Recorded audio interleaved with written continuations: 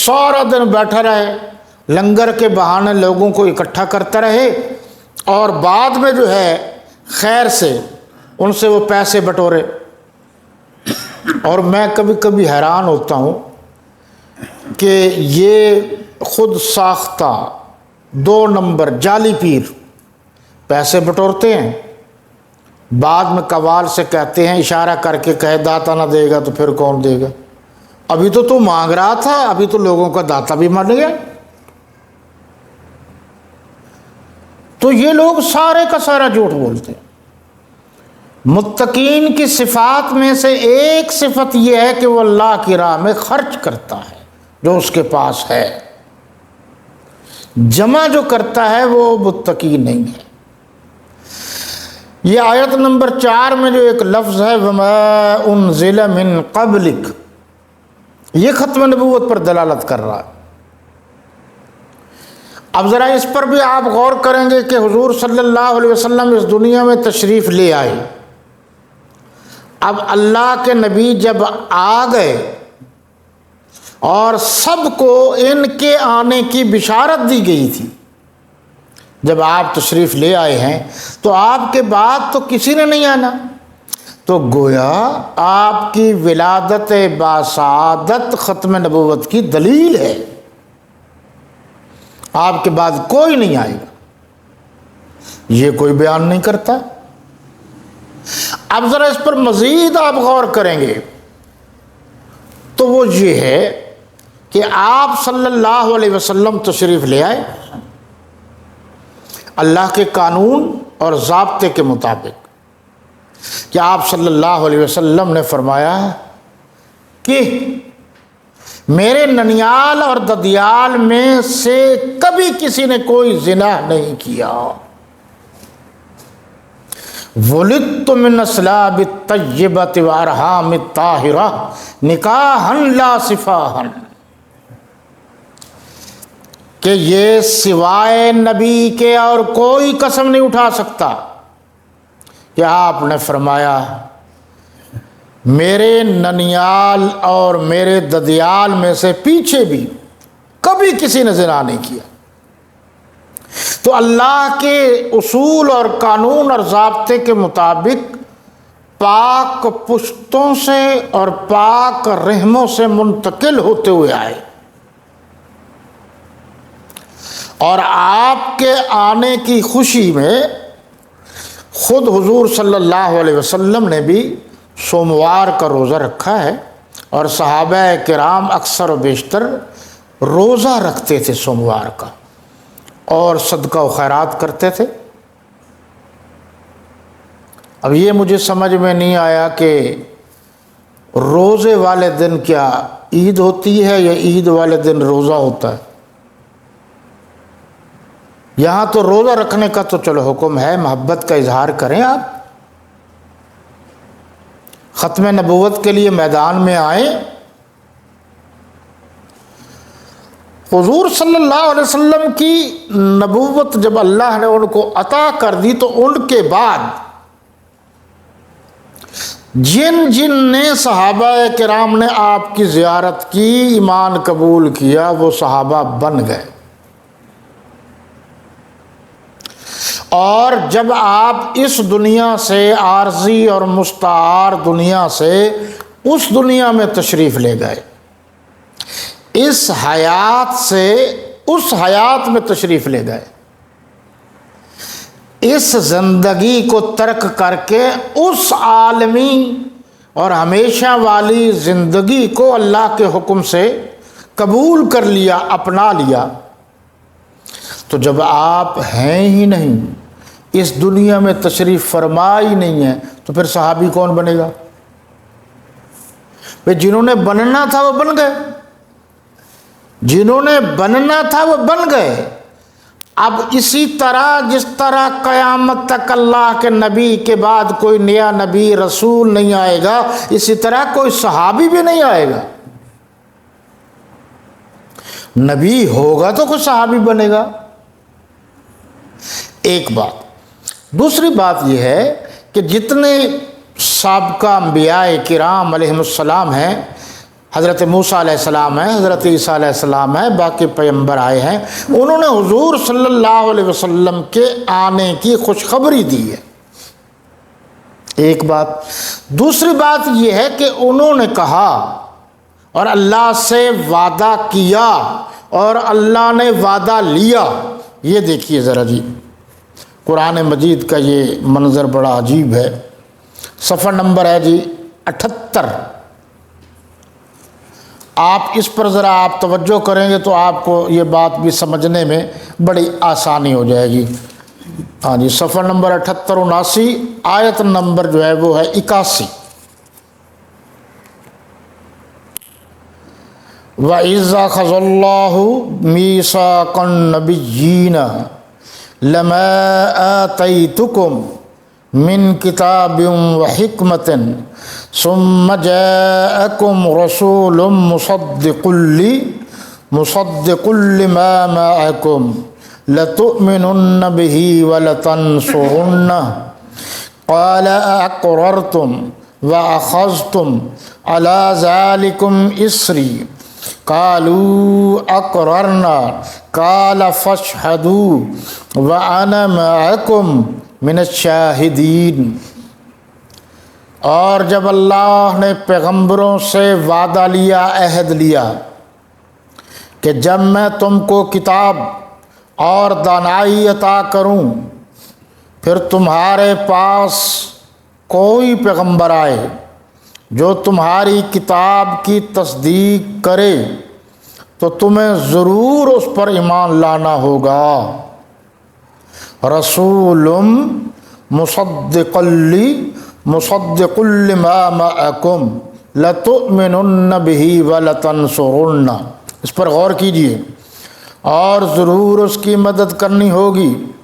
اور عہد لینے کے بعد پوچھا کہ بھلا تم نے اقرار کیا اور اس اقرار پر میرا ذمہ لیا، یعنی مجھے ضامن ٹھہرایا؟ اللہ فرما رہے ہیں، انہوں نے کہا ہاں ہم نے اقرار کیا۔ اللہ نے فرمایا کہ تم اس عہد و پیمان کے گواہ رہو اور میں بھی تمہارے ساتھ گواہ ہوں۔ اس عالم میں حضور صلی اللہ علیہ وسلم کی ختم نبوت کا عہد لیا گیا۔ کیا کہ بھئی وہ آئیں گے آخر میں، آپ نے ان کو ماننا ہے، ان پر ایمان لانا ہے، ان کی مدد کرنی ہے۔ میرے نبی کے آنے کے بعد تو اللہ نے نہیں کہا کہ آپ کے بعد کوئی نبی آئے گا۔ تو قرآن میں جگہ بجا لفظ من قبلک ہے کہ تم سے پہلے، آپ سے پہلے۔ حضرت موسیٰ علیہ السلام کے بارے میں کہا گیا نا کہ اگر وہ بھی حضور صلی اللہ علیہ وسلم کے دور اقدس میں ہوتے تو وہ نبوت پر ایمان بھی لاتے اور اسی کتاب کو بھی مانتے۔ ان آسمانی کتابوں کو مسلمانوں کو ماننے کا حکم ہے، احترام کرنے کا حکم ہے، ان پیغمبروں کی عزت احترام کرنے کا حکم ہے، لیکن ان پر عمل نہیں ہو سکتا۔ ضیاء الحق صاحب تاریخ کا ایک حصہ رہے ہیں، ماننا تو پڑے گا ضیاء الحق آیا ہے، لیکن جو ضیاء الحق کے قوانین ہیں وہ تو اب لاگو نہیں ہوں گے۔ وہ تو اب جو قانون ہوگا ملک کا وہ لاگو ہوگا۔ اسی طریقے سے وہ محدود پیمانے پر جو کتابیں آئیں، جو انبیاء اس وقت ان کے لیے وہ قانون لاگو تھا، لیکن اللہ نے فرمایا کہ یہ کتابیں چونکہ تم نے حفاظت اس کی نہیں کرنی، تغیر و تبدل کرو گے تم، اللہ تو جانتا تھا، اس لیے جب میرے نبی صلی اللہ علیہ وسلم تشریف لے آئے آپ نے ان کو ماننا ہے۔ انہوں نے سابقہ انبیاء کی حقانیت اور سچائی کا تو اقرار کرنا ہے، لیکن قانون اب قیامت تک جناب محمد رسول اللہ صلی اللہ علیہ وسلم کا لاگو رہے گا۔ اس پر بھی آپ غور کریں گے۔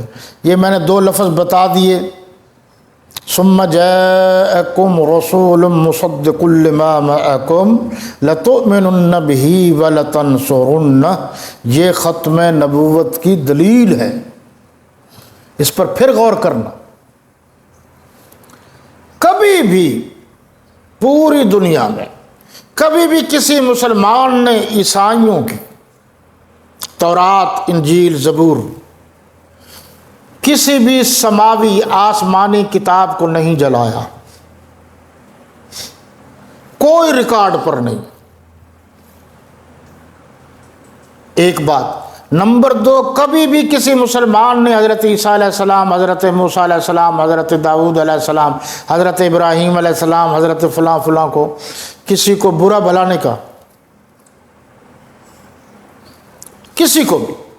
اب ہم یہی تو کہتے ہیں کہ جب مسلمانوں نے کسی آسمانی کتابوں کی بے حرمتی نہیں کی تو آپ وقتاً فوقتاً جو ہے قرآن مجید کو جلاتے کیوں ہیں؟ بے حرمتی کیوں کرتے؟ یہ تو دلیل کی بات ہے نا۔ اسی طرح جب کوئی مسلمان حضرت عیسیٰ علیہ السلام اور حضرت موسیٰ علیہ السلام یا کسی گزشتہ پیغمبر کی توہین نہیں کرتا تو پھر آپ یعنی عیسائی، یہودی، فلاں فلاں فلاں حضور اکرم صلی اللہ علیہ وسلم کی توہین کیوں کرتے ہیں؟ کس دلیل کی بنیاد پر کرتے؟ اب ذرا آپ غور کریں گے کہ قرآن نے کہا کہ جو اللہ نے وعدہ لیا اس وعدے میں یہ تھا کہ جب یہ پیغمبر آئیں گے تو آپ نے ان پر ایمان بھی لانا ہے۔ لفظ کیا ہے؟ لَتُؤْمِنُنَّ بِهِ وَلَتَنْصُرُنَّ، اور ان کی مدد بھی کرنی ہے۔ کوئی اس میں کمی رہ گئی کہ ایمان بھی لانا ہے؟ اب آپ دیکھیے کہ قرآن مجید میں کتنی وضاحت سے یہ بات آ گئی کہ اللہ کے نبی صلی اللہ علیہ وسلم آخری نبی ہے۔ یہ لفظ خاتم، خاتم، یہ علمی معاملات ہیں جو ہم سے بات کرتا ہے، ہم جواب دیتے ہیں، لیکن کھلے لفظوں میں یہ بات ہے، اس کا معنی ہے آخری۔ جس طرح پوسٹ مین تمام لفافوں کو، خطوط کو ایک اپنی مخصوص بوری میں بند کرنے کے بعد اس کا منہ سوتلی سے بند کر دیتا ہے اور پھر مہر لگا دیتا ہے کہ اب اس میں کوئی اور چیز نہیں ڈالی جا سکتی، جو خطوط اس کے اندر آنے تھے آ چکے، باقی رہ گئے۔ اللہ نے فرمایا میں نے آخری نبی کے لیے ہی سلسلہ نبوت شروع کیا تھا، اب وہ پورا ہو گیا، آخری نبی تشریف لے آئے، اب آپ کے بعد کوئی نبی نہیں آئے گا، اور آپ کے بعد یعنی صحابہ کے بعد بھی کوئی صحابی نہیں آئے گا۔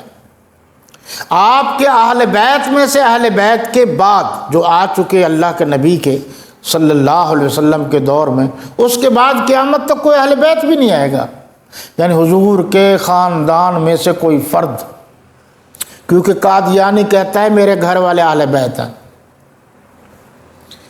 اب ذرا غور کیجیے گا تھوڑا سا تاریخ پر، احادیث میں نے پیش کر دی پچھلی دفعہ بھی کافی ساری، کہ انا خاتم النبیین لا نبی بعدی ولا رسول بعدی ولا امت بعد امتکم، اجماع مسلمانوں کا بھی اجماع ہے۔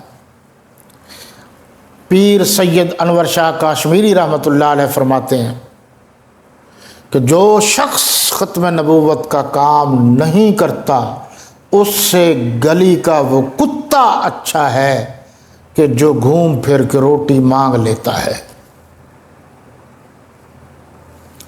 پیر سید مہر علی شاہ صاحب گولڑوی فرماتے ہیں کہ جو شخص عقیدہ ختم نبوت کا کام کرتا ہے وہ اس طرح سمجھے کہ اس کی پشت پر اللہ کے نبی کا ہاتھ ہے۔